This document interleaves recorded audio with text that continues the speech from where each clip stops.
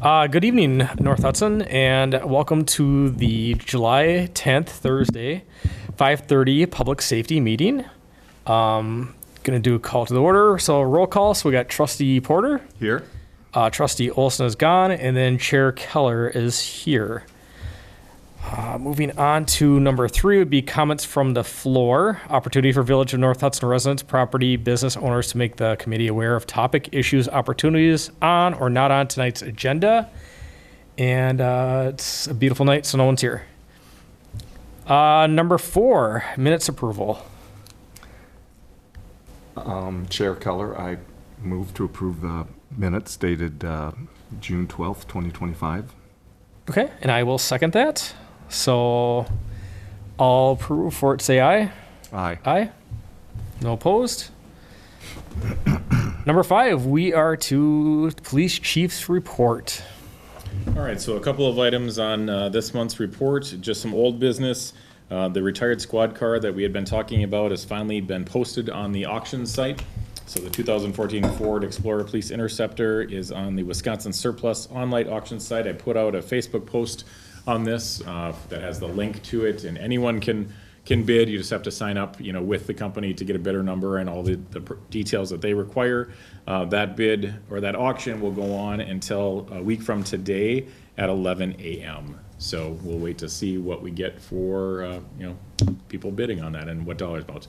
Well, all of the revenue from that will go into the assigned fund for squad cars, so that it'll just continue to help with getting that fund up a little bit, so we can purchase squad cars in the future. Good. The other old business, last month's meeting, this committee moved to the board, and the board then approved the purchase of the crosswalk LED signs. We immediately got working on that last week, and I applied for the permit.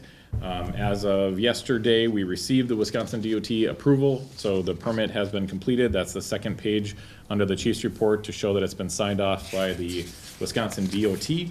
And so the Public Works Director has ordered the signs. They're expected in hopefully sometimes toward the end of August. And then as soon as they're received, he's already reached out to the company that will do the installation and all the electrical work and whatnot. And they will try to get it on their calendar as soon as possible after they're received. So Awesome. Hopefully, I guess if we can kind of project, hopefully by end of September, hopefully sooner than that, but they'll actually be up, and we'll get to see if they're effective, and hopefully will work for us. Good. That's awesome. Under new business, just wanted to give you a heads up on the hiring process. The North Hudson Police Commission authorized me to open a new process to establish an eligibility list for candidates to fill the vacant patrol officer position. I did post it to WiLENet, which is the Wisconsin Law Enforcement Network. It's basically where everyone goes to find jobs in law enforcement in Wisconsin. The statewide site for law enforcement, or that's the statewide site. I also did post it on our Facebook page as well as on the website page. There's information under the How Do tab. It'll say employment opportunities, and then right now the only village employment opportunity is that police officer position. And so right now, looking at that, if we are able to find a candidate that's currently certified, which means they've been through an academy, we potentially would be looking at getting them on board sometime in September of this year, kind of projecting out our timeline with backgrounds and all of the other things we have to do. If the person is not certified, but we decide to move forward with them and hire them as a recruit officer, which our village, our union contract allows for that. We did a side letter I think 3 or 4 years ago now that would allow that. So we would pay them at the minimum rate to go through the academy. If that's the case, we won't have them on their own until September of 2026. So we're, not that we're hoping, if we find the right candidate, we're going to do what we need to do to make sure that we get them through the schooling and get them on board, but it's not going to be a short process. Okay. So just want to give you a heads up on all that. And then behind that would be all of the incident breakdowns.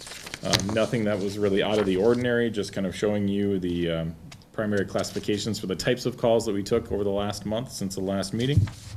We are currently, or as of July 7th, we have 365 cases since the beginning of the year, which, with the number of officers that we have, is about on par. If you would have all 5 of us, we'd expect it to be a little bit higher, because there's going to be some interactions where, when we don't have a North Hudson officer on duty, the sheriff's department takes those calls for service. So obviously they get the case numbers, we don't, where if we had somebody, we would end up doing those calls. The overtime expense report comes out quarterly for you all, and we are well under our anticipated overtime expenses. We budget about $5,000 per officer per year, and with being short one officer, there's no way we'll ever get close to that. Yep. So we're doing well on that, budgetary wise. And then on written verbal warning citation tallies, everything is looking good there. Just, continue to work with officers on, making sure that our warnings to citations are appropriate and that they're using their discretion appropriately when they do have contact with people to try to get voluntary compliance with the ordinances and the state laws, instead of always just hammering people with citations. And all of them have been here more than 5 years, so they're very familiar with the village and kind of our perspective and how our department works. Oh. Thus ends the police chief's report. I suppose I should ask you one question for Barb's sake. Animal complaints. None of them are chicken related, Yeah. if that's the question. Perfect. All right, Chief Spielman.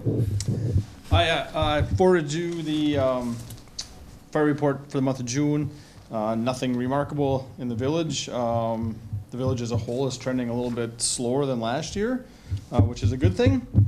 Department-wide, we were busy over the holiday weekend. We had 15 calls over the holiday weekend, which is a little bit of a spike for us. And we're currently trending about 6% ahead of last year for call volume. So we should probably hit another all-time record for calls for the department. And we're currently accepting applications for paid-on-call volunteer firefighters. That'll go through July 18th, and we're looking to put on between 3 and 5, depending on applicants. Perfect. And it looks like we're still sitting at about 8 minutes for dispatch in or out and arrival around that area. Yeah, and the average total time for emergent calls is about 13 minutes. Okay. Yeah. Excellent. That's pretty much it on that side. Let's move on to number 7, would be any addition of the first responders for emergency response in the village. Discussion only on this one. I did have more questions for Jay, if we can get him back in another time for this. I did do some talking to other people in regards to this that are, used to be part of the first responders or anything else like that, trying to find a little bit more. I guess a few things I'd want to know is like how well it'll be organized if it does happen, because obviously it sounds like we need to have a little bit more organization when it comes to the first responders, and just kind of going through the people who were on it before and then looking into who else would be willing to come on board with the first responders. I kind of heard there's a few hiccups that were involved with it before, and I just want to kind of like straighten it out before we would go through with doing it. Otherwise, I've heard nothing but good things about it. Something that I do think that, once again, we should probably look into this, considering the fact that obviously everything is growing, even to the south of us, and I believe possibly town of Troy, we're going to be covering more for fire, and potentially. So that's something that obviously it's going to take away time on a lot of things as well. So it'd be nice to have that extra help. Yes. So just to give the committee some update, since the last meeting, Gina, the village administrator, and I have did meet with the EMS chief, John Mueller, Mueller, to talk about kind of what the perspective would be from the Lakeview EMS side of things. Yep. Because we do have a contract with them, and as I pointed out the last time, the contract does include that they would support first responder groups. There was some good conversation. Really they don't run the first responders, so he didn't have a whole lot to be able to say, like, you need it to happen this way. He just gave us some feedback on how some of the changes that occurred, and as a matter of fact, it sounds like he may be coming back to the village for an amendment to the contract, just because there's some verbiage in some areas of the contract that no longer really apply because of some changes in state law in Wisconsin. So we'll get back to that at some point. But we had some really good conversation about kind of the oversight and some of the data. I would actually like to entertain at some point maybe that the committee would invite him in. He's done it over the years, but to come in and kind of give some updates. It's probably been about a year. I think it was about a year ago. And we were talking about the animal warden, so there was a lot of people here when he was here. Yeah. Or the animal ordinance. To be able to give you some data from the Lakeview perspective on not only response times like the fire department has, but also just their volumes and types of things. One of the things that he talked a little bit about is that they've been utilizing Hudson Fire on certain levels of calls. the EMD, the medical questionnaire protocol that goes through dispatch has letters A through E for the types of responses, A basically being Alpha, Bravo, routine, yeah. And then an echo being, basically a pulseless non-breather. We need to get everybody there as fast as possible. And so it sounds like they have been utilizing it, and Chief Spielman can speak to this. This came from our conversation. They've been utilizing the Hudson Fire Department for some of the D and E level, Yep. the Delta and Echo level calls, just because a lot of times they need personnel people there to be able to help, whether it's helping with CPR, helping with getting, different things. But it's a request from EMS to dispatch to get them to show up. It's not an automatic, well, maybe it is an automatic now? Okay. It is automatic? For some calls. Okay. So, that would be something that we could have a conversation about. So you'll notice that the way that the agenda item is listed is addition of first responders. Last time it said Hudson first responders. yeah. Because I think based on kind of the questions that I had posed in my issue statement from last month, there potentially are more options. And so the other thing that we talked a little bit with Chief Muller about is that they work with Somerset and other communities that have, in St. Joe Township, that have their own first responder groups that are underneath their fire department. So they're a subset of the fire department.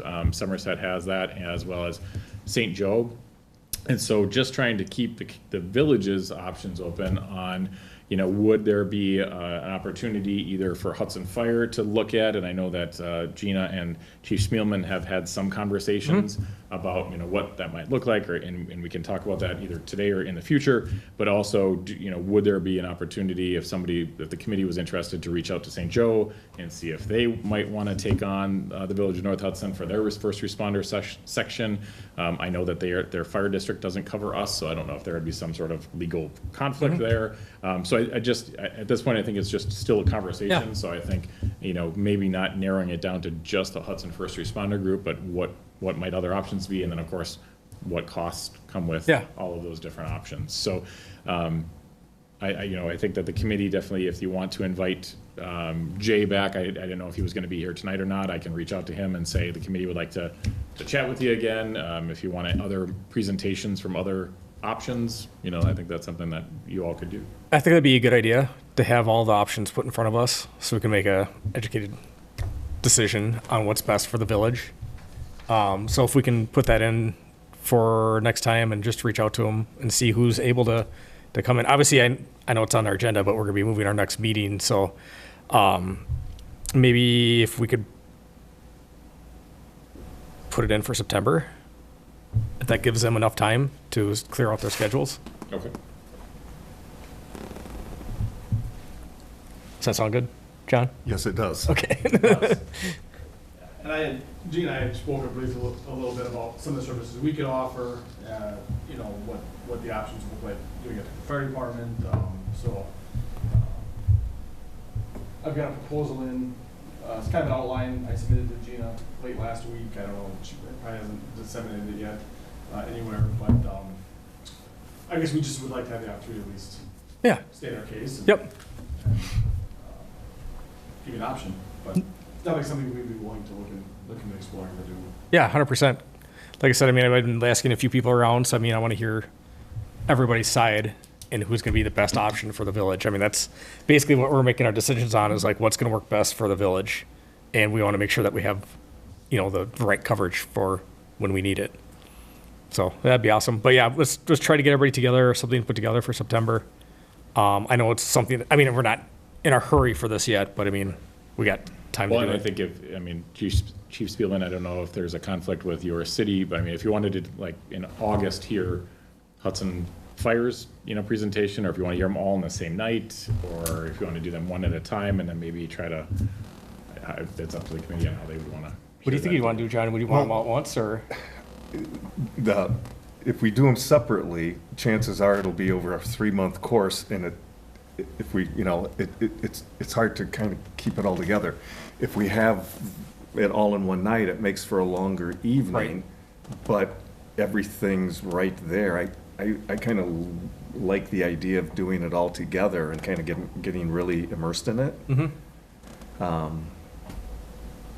It's kind of what I was thinking too. Just to have it Just all offering. fresh in our mind right away. Okay. instead of dragging it out and forgetting. I don't want to forget, but Well, yeah, because then it's like the third group. It's been 2 months since you listened to Yeah. the first group and Yep. you take notes, but and I know it's something that, on a different board of public works, we had people come in and tell us, how things work. We have questions. We want to be able to answer everybody and see what everybody's Yeah. going to say, like, oh, we can cover this, we can't do this. Well, they can do this, but can't do that. Yep. I'd rather have it all at once. yep, just plan on a little longer meeting. Yep. Perfect. Anything else? Let's do September. If it's available for you. I know it's gonna be probably 3 different groups that'd be probably coming in? Yeah, potential.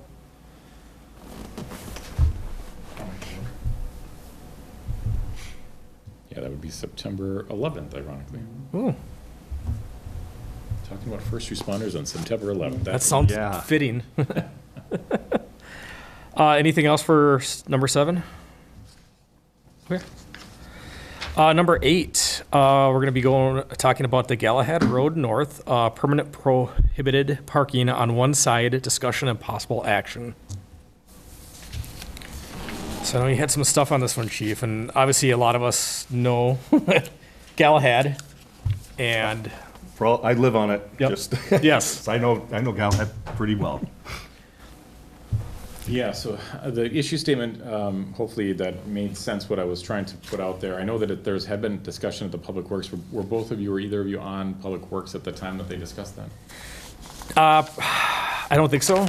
I mean, I was Public Works obviously I'm going on my second term, but it could have been right. It had been October of '24 is when the study or the survey was sent out. Oh, yes. That's what I was going to ask you about the survey on this one. So I do remember that going out. Yep. Okay.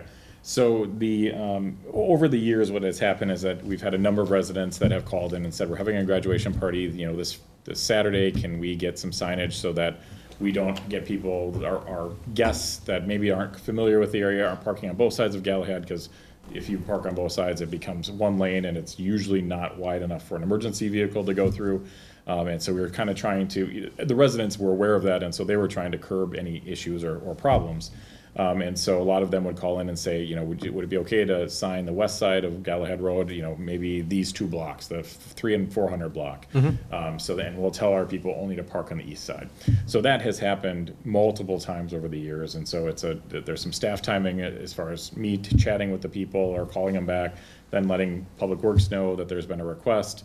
Public Works would then go out and put up the signage usually on Friday before they went home at the end of the day, and then the signs would be up all weekend, and then the Public Works personnel would go and pick them up on Monday. So there was some personnel timing in that.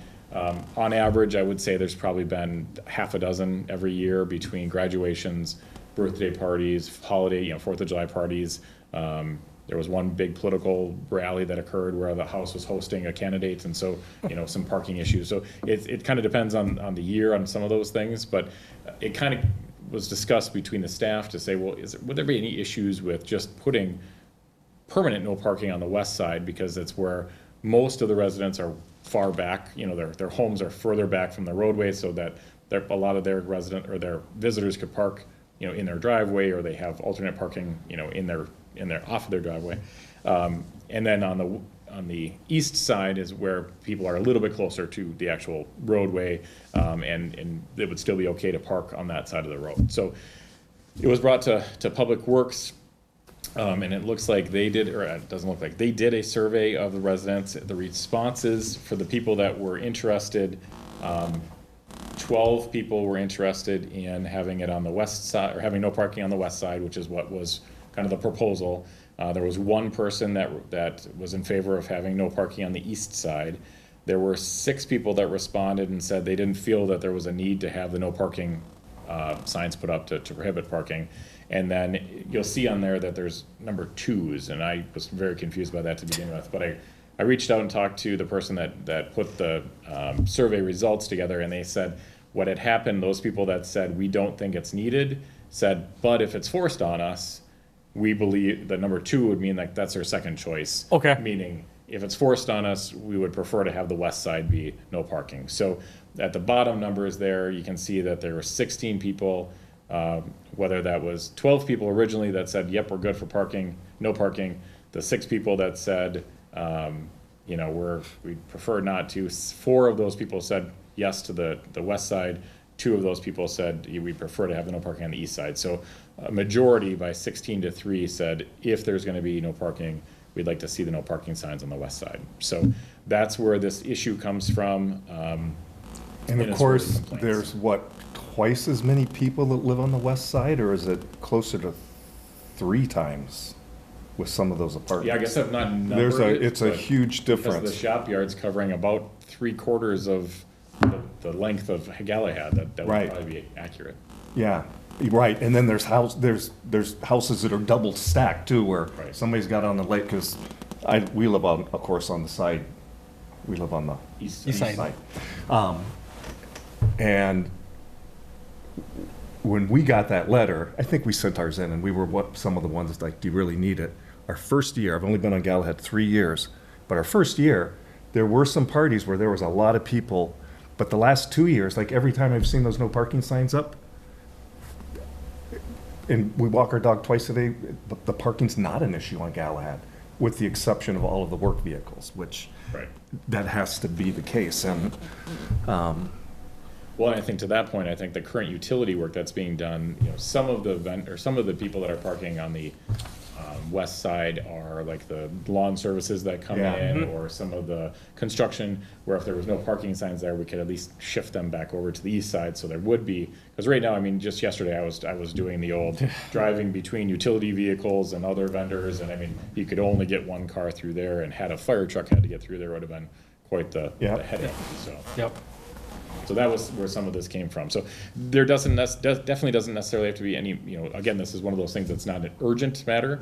Just if this is something that the committee would consider or would want to push forward to the board, if you want to reach out again, I mean, this was October of last year, but if there was something that you wanted to follow up on and check with residents, or if you wanted to check with neighbors and see if there's anything that would be helpful, it's just from a public works perspective and a police department perspective, it's gonna save on staff timing, where we're not gonna have to be doing these individual activities. And to kind of help keep things clear, because Galahad is so narrow. we Right. have Even one car people, parked, so. people really shouldn't park on it. Actually, that's how it is. It really- And that, I guess that's another option. I mean, you literally Yeah. could make the entire length of Galahad Road North, no parking. But then when it does come to some of those utility or gas, or I mean, grass, you know, cutting or environmental type, you know, activities, that's gonna be difficult sometimes to pull into driveways and block that, and so. We did the same thing on Pine Street several years ago, where we surveyed the residents, and a majority of them felt that the south side should be no parking, and so we signed it, and we really have not had any negative feedback that I've heard of, because we did allow the residents to put some to give their feedback, and it ended up moving forward, so. And again, another skinnier street, maybe not skinnier, not as wide street for emergency vehicles, and that was the big concern at that time, is to make sure that we could get them through if there was activities or even just general parking by residents.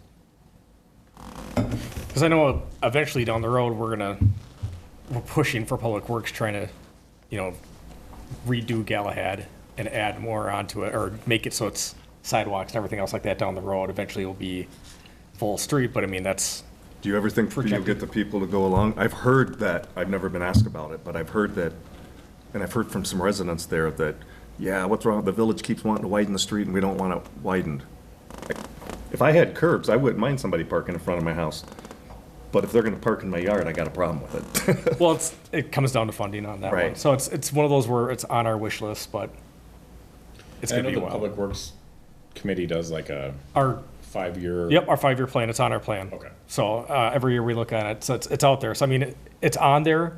Eventually, one day, it will probably happen, but I mean, we have to look for, ARBRIP funds or whatever for it to happen. And it's a plan thing, but when we get it, it'll happen. Yeah. So in the meantime, I mean, obviously, you being, living on Galahad, I mean, I've grown up in the village. I'd driven down there too, and I know exactly that road is narrow and It's very tricky. narrow. Yeah. The big problem I see with Galahad, in fact, my neighbor on the south side brought this up to me 2 days ago when we were talking.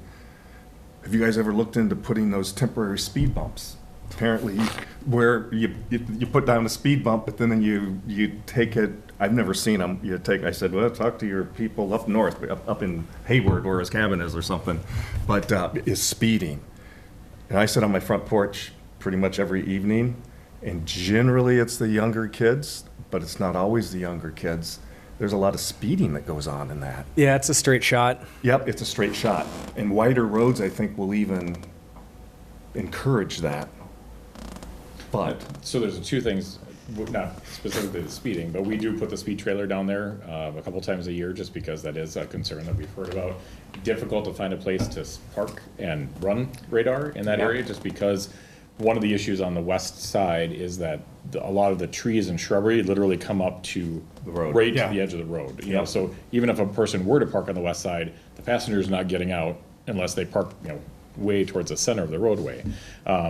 So, and I don't know if that's where the right-of-way is, and I know that Public Works, I think in the past, has really been kind of pushed not to clear a lot of that because it's a natural barrier for the residents and those types of things.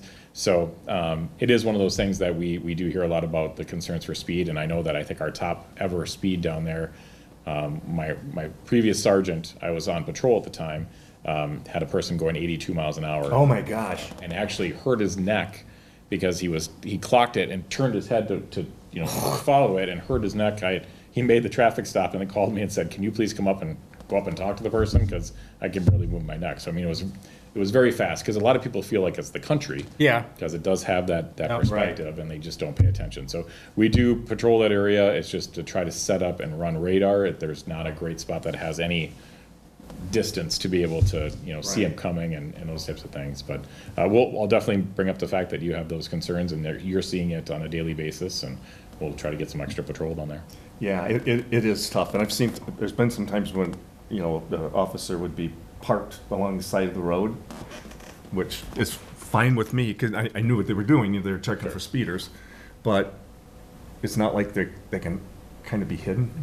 That, and it's really difficult to try to, with the volume of traffic on that road, to find a time, is it between 6 PM and 7 PM that we sit down there, or is it 4 in the afternoon? So like, to your point, if it's a younger, if it's the kids coming home from school, or the young drivers coming home from school, we can put them down there between, 2:45 and 3:15, give them a good half-hour window. But then if it's them going off to different events and coming home from those types of things, Right. it's hard to really find a good time where we're gonna get volumes of vehicles that we can check it. So, but I'll bring it up, and I think that's another valid point too. If we can get people to slow down, parking would be less of a concern. Yeah.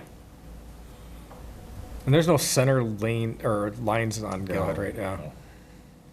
It is a very narrow road. Yep. 2 cars can pass, and a car and a truck can pass, but you're on the berm of the road, Yep. just about. I mean, Yep. And So- most of our municipal streets aren't painted with center lines. Yeah. The state highways, I don't know if there are any that have painted center lines. Yeah, right. yeah, I went from an incredibly wide road at Partridge Too very narrow. Well, coming back to the signs situation then, I mean, like I said, we did that survey out there. I mean, yeah, I can see. Yeah, I can see where the time is with those signs. And currently, the 600 block has no trailer parking signage that's already there. Uh-huh. And so there's already a post in those locations. It would just be a matter of Public Works would have to, purchase several more signs for just the no parking on this side of street versus the no parking or no trailer parking, which has been in place for probably a decade. So 600 block, is that kind of, next to That's the, where you live. oh yeah, 600. I see those signs, because that used to be the people that were, the, Parking because of the Little- landing, ferry landing. Yep. yeah. Yep.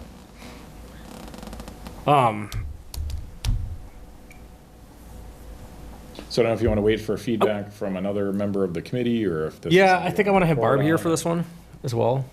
And then maybe just talk to a few more people in Yeah. Galahad and see what they think of. I mean, we're basically like this close to being able to just put signs up. But I guess just do one more walkthrough and talk to a few people, and then we'll talk to Trustee Olson, and then maybe have all of us here to make an action on that one. Okay. So if you want to put that on August? It's there. Okay. Thank you. And then, speaking of trailers, next one we're talking about is prohibited trailer parking on public streets, discussion and possible action as well.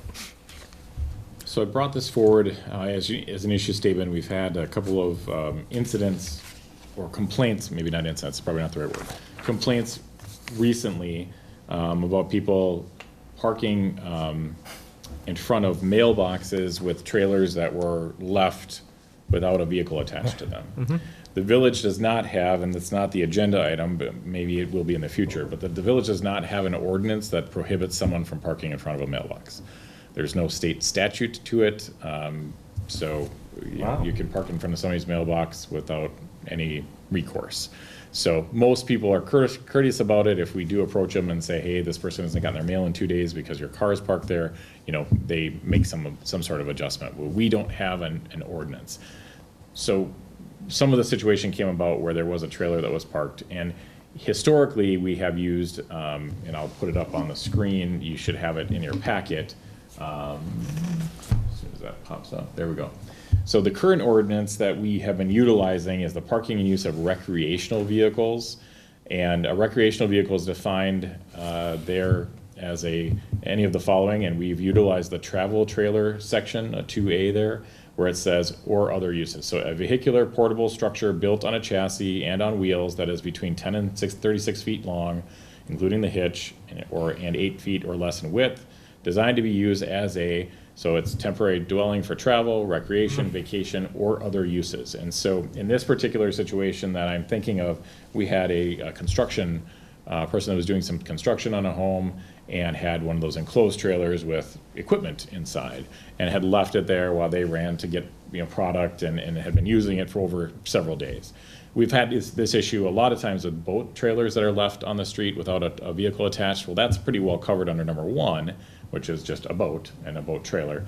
But we didn't have much for specificity on just a trailer of any kind. And so in trying to make sure that my officers are able to, and again, it's if the village wants that to be a restriction, have some more clarity to the ordinance, I went out and grabbed a couple of example ordinances from other cities or municipalities, which is also in your packet. The city of Wausau's was a little bit wordy and kind of got more specific on some of things. And then the city of Neenah basically says, unless authorized by the police department or the public works department. So that gives us some exceptions. We can give authority for people to park in certain areas. No person shall stop, stand, or park any trailer unattached to a vehicle by which it may be propelled or drawn, except to stop temporarily for the purpose of or while actually engaged in loading or unloading property. Any trailers in violation of this subsection may be removed or towed at the owner's expense. One of the things that we have a lot of conversations about is if there is an emergency and we've got a large construction trailer that's parked there without something to pull it, we can't get it. It's difficult to get it moved, or it's timely, or we may not have the ability to get those things out of the way if there's a structure fire, if there's a crash, if there's a need to do something. And so I like the idea, and that's really discussed a little bit more in the City of Wausau ordinance. It kind of gives some of the perspectives to it. But I liked the verbiage of the City of Neenah to make it a little bit less cumbersome and pretty straightforward, and still allows for some of those exceptions. So my recommendation to the committee would be to adopt that trailer parking language from the City of Neenah ordinance into our Chapter 90, which is our traffic and vehicles ordinance, just to give more clarity to not only the officers, but also to the residents, to vendors, to people that are trying to do work here. Because I did talk to one, after that gentleman had his trailer, or had a conversation about his trailer parking, he then went around town and called in every other trailer that was parked without a vehicle. And so I had lots of good conversations with other people, both with a person that was putting in a large retaining wall and had a trailer, and I explained the reason why, and they were like, we actually checked the ordinances and didn't see that one, but we see how that could apply to us. Had we seen something different, we would have known that we need to leave one of our trucks attached to it, so if we do need to get it out of there or to stay in compliance with the ordinance. So it's not like they're trying to do it to be vindictive. They just a lot of times either checked and didn't see something, or, just weren't aware of it, which I would rather go out and educate somebody than have to issue citations. That's not 100%. the goal. Yep. It's just, let's try to be consistent throughout. Well, I mean, I think that we should probably adapt that one from, I mean, it makes sense. yeah, it makes a lot of sense. Nice. Yes. Chief, what do you think about, I mean, while we're at that, I mean, should we have an ordinance? Is it a problem often people parking in front of people's mailbox? Not for like 10 or 15 minutes, but like leaving a vehicle parked in front of a mailbox for a day or two? I would say if you want to put that on a future agenda, it's probably a much longer conversation, just Okay. because of the way the village is laid out and how some of the streets and the potential for parking and areas. So, yeah, I wouldn't mind chatting about it. I just don't, there's probably a lot more idiosyncrasies to that than I'm Okay. even aware of. No, yeah. But I've had questions over the years, and most of the times, like I said, I can get people to just help out their neighbor. Right. In some of the areas, like around, well, prior to the previous owners of the Lemon Street Apartments, they hadn't really designed their parking lot very well, and so people were parking in different areas. Now they've got nice lines there so that each resident gets 2 parking spaces, where in the past, they would be parking all over the streets and blocking things. And so we actually did help out one of the residents up there by painting the curb yellow in front of their mailbox to some extent, so that it would give visual reminders to people to not park directly in front of it, but to go around and paint every Yeah. mailbox section in the village is just No. not plausible. But I know that I think the post office would be very happy if there was some sort of ordinance about that. But I think that might be, it's a bit of a different conversation, but I think it's one that worth having. I know in the past, it had, I would say probably 16 or so years ago, shortly after I was promoted, it came before the committee, or before, I don't think it went to the board, I think it came before the committee, and it was voted down or wasn't voted up. And so never made it to the board level. But if that's something this committee wants to consider, then we'll talk about it again. Okay, we won't mix it with this. No. We won't put that on August to start it. Sure.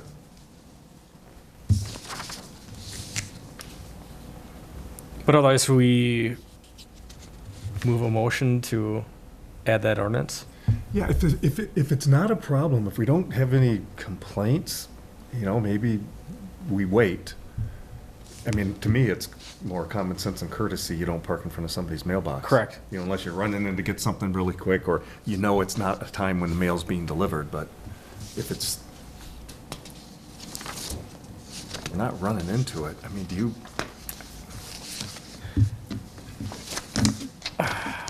I mean, I've been on a road that's had some trailer issues, and I just look at it as more of a hazard, but I didn't really realize it's blocking the mailboxes that much as well. I never really think about the non-ordinance of mailboxes when it comes to that side of everything. And the trailer ordinance issue wouldn't necessarily be just about, A Right, mailbox, yeah. just being parked. and the other piece that we do have is that the no parking, the 24-hour parking restriction, it would be for any and all. I should double check that, but I don't believe it says specifically vehicles, but I should look at that, because we do have an ordinance that you can't park a vehicle for more than 24 hours on a public street. So But I is don't that know the same if with that's like people who via- have, oh, I'm sorry, Chief. No, it's fine. Is that with like, I've noticed some people will have like their recreational trailers, in like mobile home type situation where they'll park it on the side of the street in front of a house, or like somebody's parents will come and drop. Is that a 24-hour thing that they can do, or how's that work out? 24 hours, yep. And we actually have an ordinance about recreational vehicles and where they can park specific to a home. Yep. Actually, that's the one that we were just looking at. It's from that Oh, yeah. section. Because it talks about, so let's see, we were on 90-12.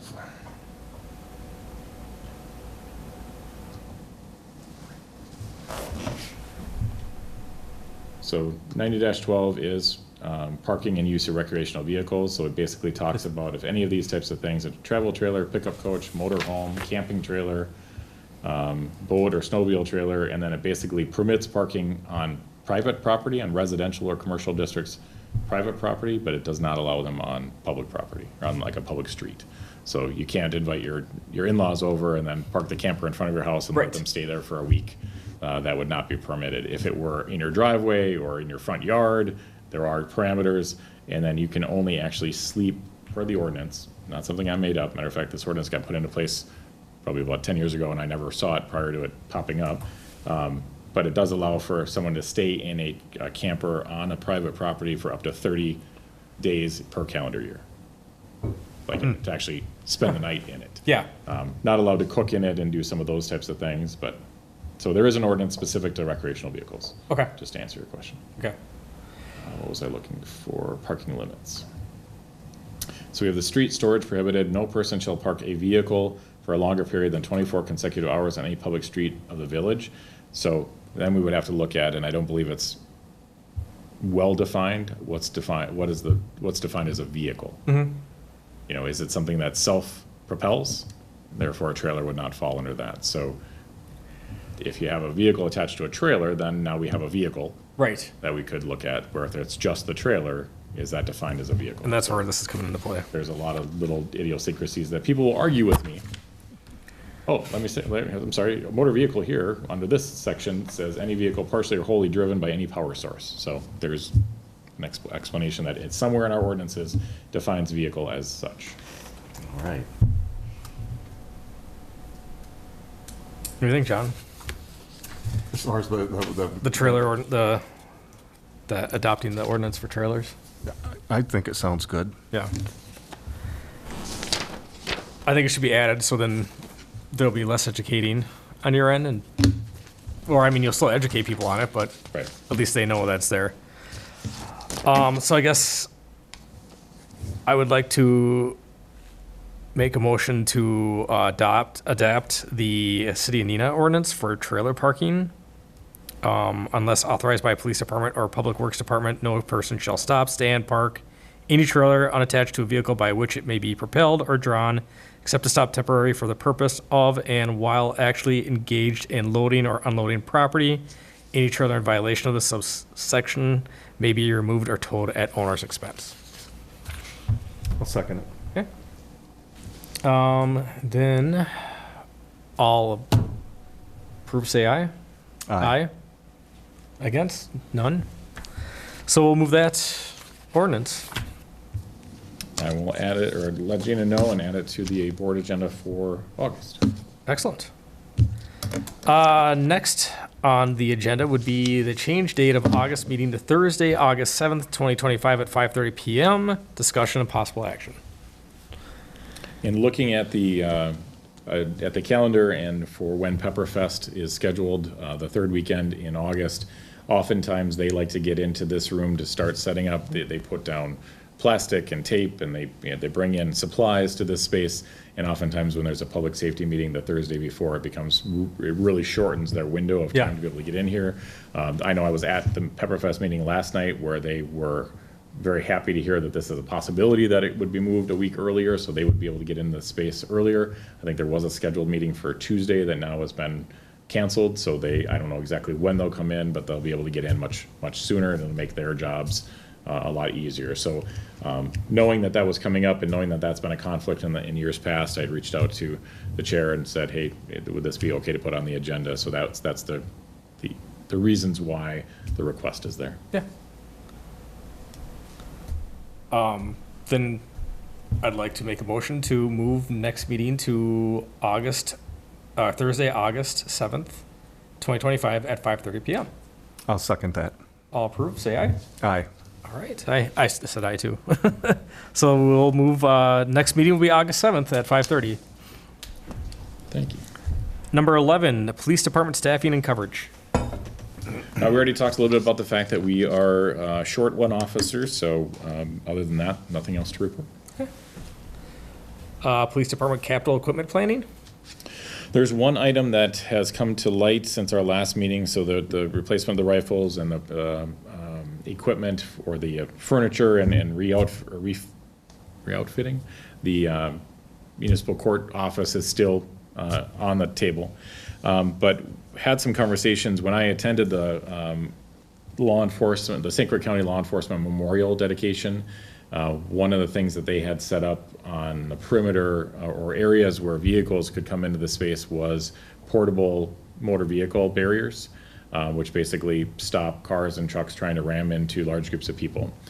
It's been something that I've been thoughtful of around parades after the Wausau, or the Waukesha Waukesha. parade, where the subject drove through the crowd, and I think there was another one down south or out west, I can't remember where it was, in the last year or so. Yes. And so we have taken steps to try to curb some of that with public works vehicles and those types of things.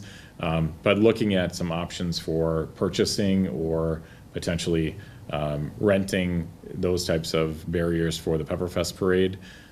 So that will be coming forward. I just reached out. The ones that were used at the St. Croix County event were actually loaned out by the Stillwater Police Department. So I sent an email to the chief of Stillwater PD today, just to find out, what vendor did you use? Because of course there's multiple different options out there. Some of them come with their own trailers. Some of them are portable from Public Works. And really how easily usable are they? Because, I could get people to come and tell me their product is the best, but I'd rather hear it from people that have utilized it and found out some of the pros and cons. So just wanted to put it on the radar for you. I don't think there's anything we can do pre-Pepperfest 2025. Right.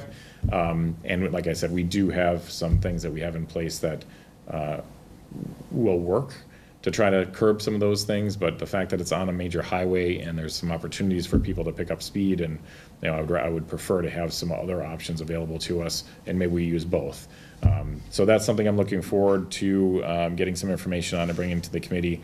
It obviously will be a spending issue, but in talking with our village administrator, she felt that this would be a good use of some of those unassigned funds. The only issue that we talked about between the two of us, and I'll bring back additional information, is we really have one event per year that we would utilize these things for.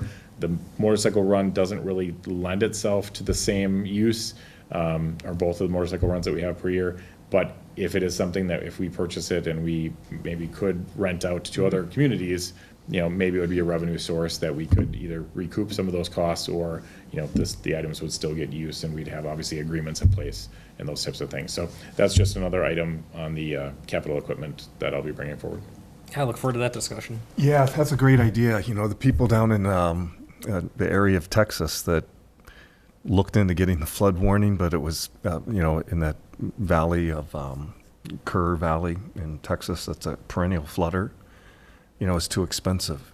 What they're going through now and what they're going to go through is going to be so much more expensive in addition to all the loss of life. I mean, that was very unfortunate. So I think it's good that you're looking at these I like things. what Chief is saying. When I worked in Green Bay, the city proactively bought, the brand name was Meridian Barriers, and they put them out for all the events, because all the farmer markets were held in the streets downtown and everything, and they were placed for those events. And it's just a proactive approach, because it's inevitable it might not be a malicious act. Somebody might have a medical emergency. Right, that happens and too. they drive through a crowd, right? And it's, they're fairly easy to move. The ones that we had over there were on trailers, but they were used all the time. And I think it's an expense that's well worth, if you save one life with it. Yep. It was well worth the capital outlay for it. But I think we've come to the time in society where vehicles are weapons. Yep. Yes. And I think Yep. you just, example is you have the block party here with Pepperfest, you put them up at the intersections, the streets safe, it's better than barricades up, stuff like that. And they bought dozens and dozens of them in Green Bay, but with all the events, they always had them up. Yeah. So it's definitely something to look into, and I would definitely support something like that for purchase. And I think even the idea that there's just one event potentially, if we don't even lend them out, is that the longevity of them, where there isn't the wear and tear on them, over and over again. Though, I mean, a one-time purchase could probably last us 20 to 30 years. Yeah, 100%. Unless there's some new technology that comes along. So I'll get you additional information on that and give you some options to look at and the costs. I just wanted to at least kind of put it on the radar for now. Oh, I like that. Yeah, sounds really good. So that means that any future agenda items, that'd be one of them. And then we kind of walk through a few others. Yeah, currently I have 7, 8 mailbox parking restrictions, and then obviously we always leave 11 and 12 on there. So any other items that you'd like to talk about in August? I think we're pretty good on that. Okay. And then don't forget people to go to Wisconsin Surplus if you want to have a piece of North Hudson history on the cruiser. So otherwise it is, was it?